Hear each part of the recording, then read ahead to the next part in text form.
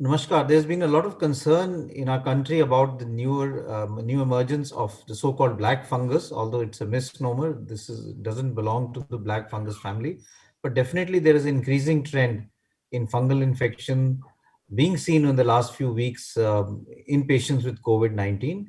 और ये बहुत states में देखा जा रहा है. Some states have reported more than 500 cases. The issue is, what is all of this about? What can we do to prevent it? How should we suspect it? And what are the treatment strategies? The first thing to remember is that black fungus, which is basically an infection by a fungus called mucormycosis, is a rare fungus, a rare infection in humans. It's a fungus which is found in soil. It is found at times in the environment also, but it is not very infectious. It does not cause infections in healthy people.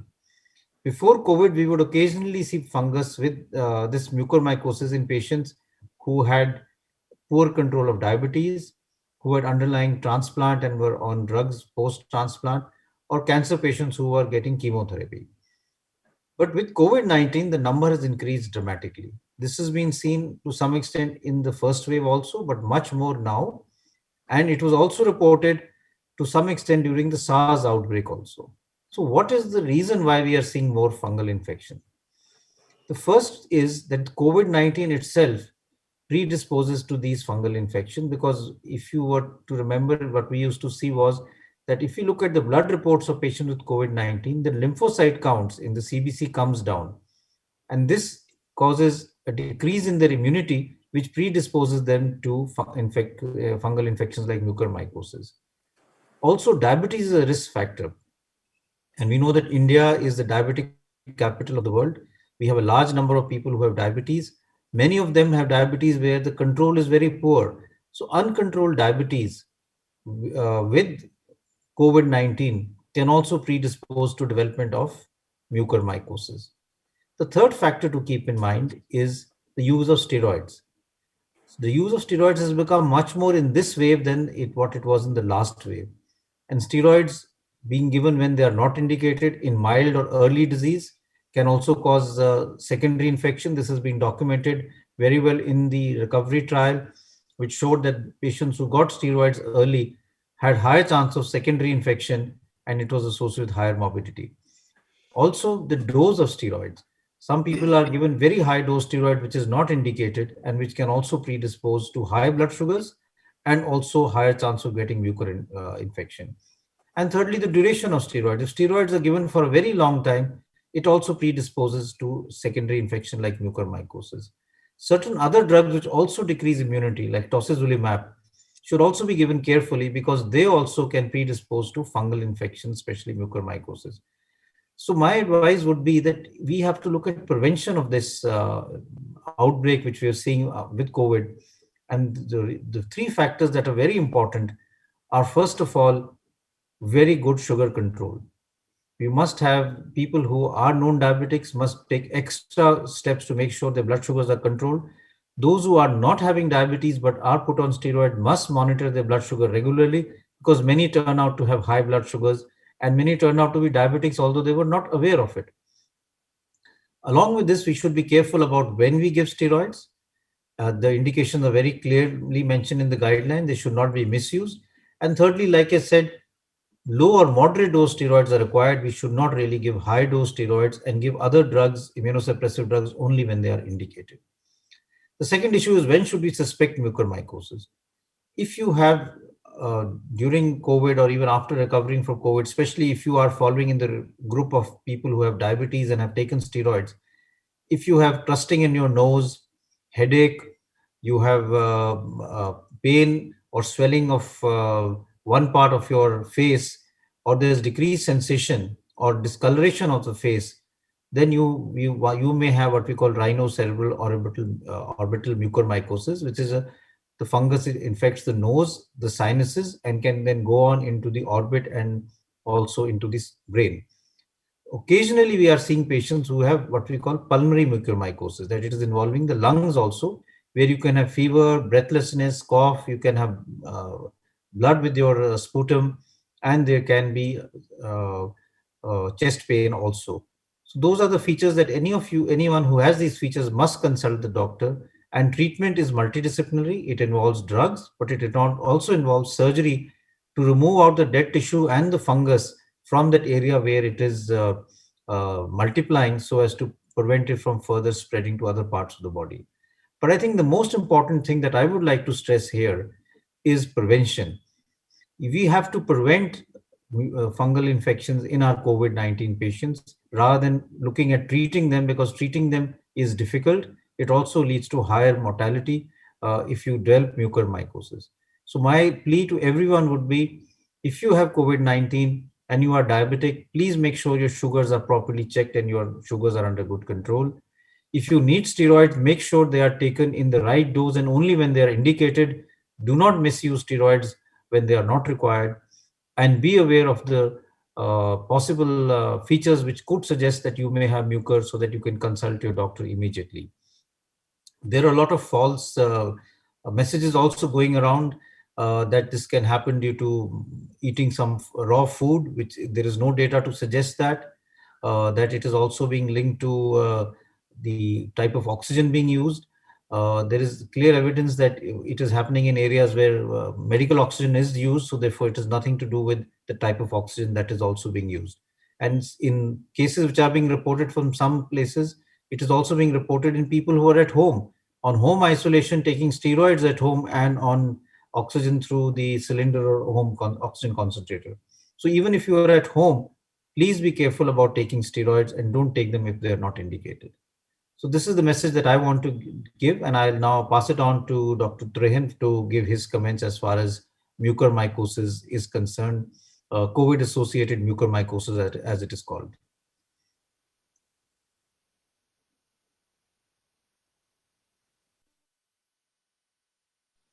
So you are mute. Thank you doctor Guleria.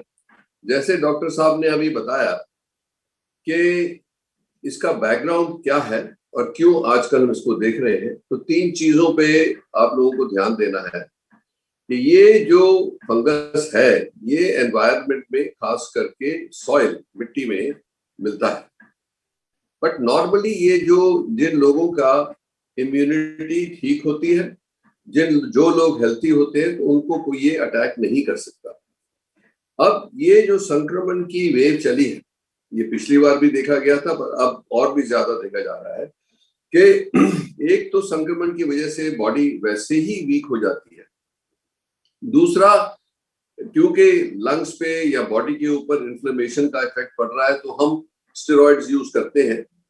और जिन लोगों में ज्यादा high dose steroids use किए गए और वो diabetic थे और उनका ब्लड शुगर पूरी तरह से कंट्रोल नहीं हुआ, तो वो उनका इम्यून सिस्टम कम होने की वजह से और शुगर हाई होने की वजह से वो वल्नरेबल हो जाते हैं इस जो फंगस है उसको, जिसको अपॉर्चुनिस्टिक फंगस कहते हैं, कि जहां उसको मौका मिलेगा कि वीक बॉडी मिली तो उसके ऊपर अटैक कर सकता है।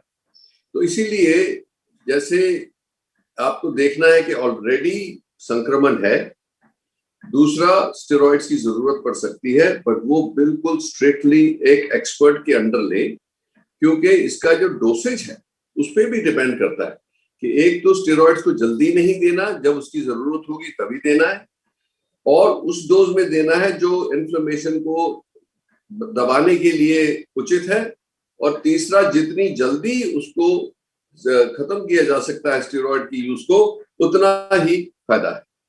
तो इसीलिए ये तो खैर एक्सपर्ट डॉक्टर ही बताएगा कि कब शुरू करना है, क्या डोज में शुरू करना है और कब खत्म करना है, पर आपको एक बहुत ध्यान रखना है कि आपका ब्लड शुगर उस टाइम आउट ऑफ कंट्रोल ना हो।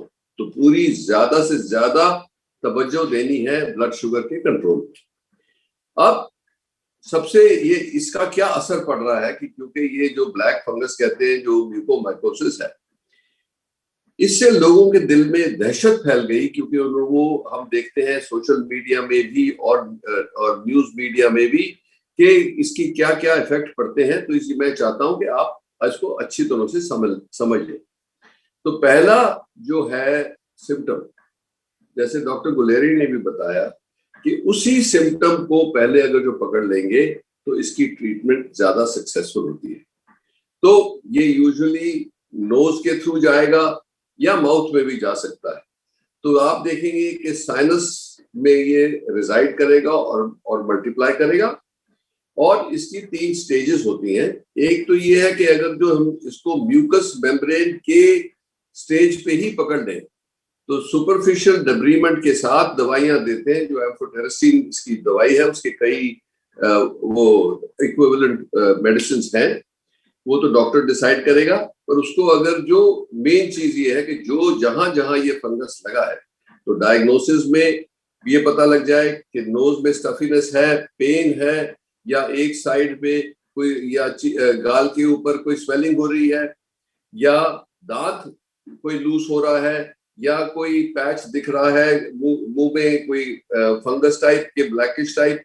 तो इसका मतलब ये है कि उसी टाइम आपको पता लग जाएगा कि मुझे संक्रमण हुआ, मुझे स्टेरॉइड्स दिए गए, मैं हाई डायबिटिक हूं, तो अपने आप को चेकअप करवा लेना चाहिए। क्योंकि इसको जितनी जल्दी स्टेज 1 पे हम पकड़ेंगे उतना ही इसका इलाज सक्सेसफुली होगा। और इसका इलाज में कॉम्बिनेशन है कि एक टिश्यू जो भी इन्फेक्ट हो गया है उसको पूरा एक्सरसाइज करना है, और कई बार 2-3 बार सर्जरी करनी पड़ती है, और उसके साथ साथ अग्रेसिव मेडिकल ट्रीटमेंट देनी पड़ती है, जिसकी दवाइयां जो है वो जो एम्फोटेरेसिन है, आइसोकोनाजोल है, या पोसोकोनाजोल है, ये सब डॉक्टरों को पता है, वो उचित तरीके से आपको ट्रीटमेंट देंगे। तो इसमें ये पैनिक नहीं फैलना चाहिए पब्लिक में कि आज मुझे ऐसा लग रहा है कि थोड़ा थोड़ा जुकाम हो रहा है कि मुझे ब्लैक फंगस तो नहीं लग गया। ऐसा नहीं है, ये हिस्ट्री बताती है।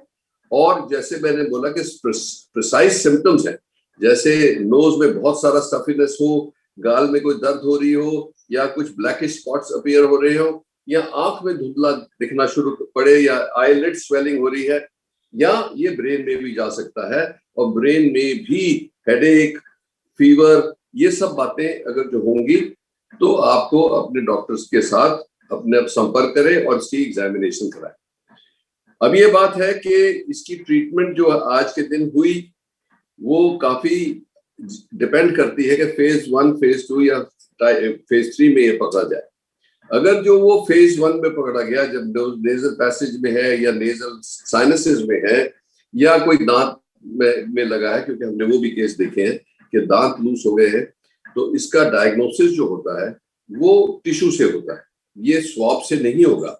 जो टिश्यू का पीस लेके उसको माइक्रोस्कोप के नीचे देखते हैं तो पता लग जाता है कि ये फंगस है कि नहीं। दूसरी बात यह है कि इसको अगर जो उसी स्टेज पे हम एक्सरसाइज करके मतलब क्लीन कर लेंगे साइनसेस, या जो दांत है उसको निकाल के उसके टिश्यू को क्लीन कर लेंगे, और अगर जो उसकी ट्रीटमेंट इमीडिएटली शुरू होगी तो सक्सेस रेट काफी हाई है। जब ये फेज 2 में जाता है कि जैसे आंखों में चला गया, और कईयों की आपने देखी है कि आईज भी बहुत फूल जाती है, उसमें कई बार आई को सैक्रिफाइस करना पड़ता है, और उसके बाद स्टेज 3 जब ब्रेन में चला जाए। तो इसलिए ये जानकारी जरूरी है कि ये ना हो कि हर एक को जिसको थोड़ा सा भी जुकाम वगैरह हुआ वो सोचे कि मेरे को भागना है डॉक्टर के पास या कोई दवाई लेनी है। नहीं। तीसरी बात ये मैं बताना चाहूंगा कि इसका जो इलाज है वो मेडिसिन है, पर ये मेडिसिन जो है लंबे अरसे तक चलती है, 4 से 6 हफ्ते, और कई दवाइयां तो हम 3-3 महीने भी देते हैं जिसमें बहुत सीवियर इन्फेक्शन हो। सो लापरवाही नहीं करनी। एक बार डायग्नोस हुआ है तो जो आपको डॉक्टर की टीम बता रही है उसको उसमें हिचकिचाहट नहीं करनी चाहिए, क्योंकि अगर जो टाइम वेस्ट हुआ तो ये जल्द से फैलता जाता है, और लंग्स में भी जा सकता है, लिवर में भी जा सकता है।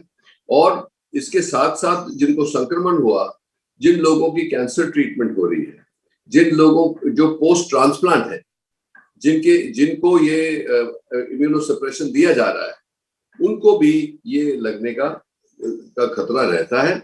ये हमें पहले से पता है, पर इतने ज्यादा केसेस होते नहीं। आजकल हमने देखा है इस सेकेंड वेव में, जिसमें लंग्स की इन्फेक्शन और बॉडी पे इन्फेक्शन जो हो रहा है वो हाई हो रहा है, इसीलिए बहुत ज्यादा यूज हो रहा है स्टेरॉइड्स, और हमारी बहुत संख्या है डायबिटिक्स की। तो इन सबको मिलके पूरे सावधान रहें, और आने वाले टाइम में इसकी जो जैसे जैसे इसका ट्रीटमेंट चलता जाएगा, नई नई दवाइयां भी आ रही हैं, तो इसीलिए मेरे को ऐसा एक ही चेतावनी देना चाहता हूं कि इसके ऊपर लापरवाही ना करें। अगर जो आपका गाल सूज रहा है या आंख सूज रही है या दांत लूज हो गए हैं या माउथ में कोई ब्लैक पैच दिख रहा है, तो उस टाइम लापरवाही करनी महंगी पड़ सकती है। इसीलिए ब्लैक जो फंगस को कहते हैं, इसको कंट्रोल किया जा सकता है।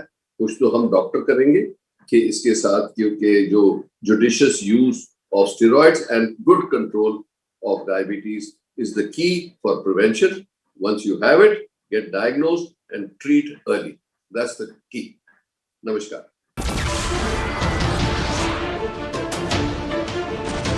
नमस्कार, मैं हूं मानक गुप्ता।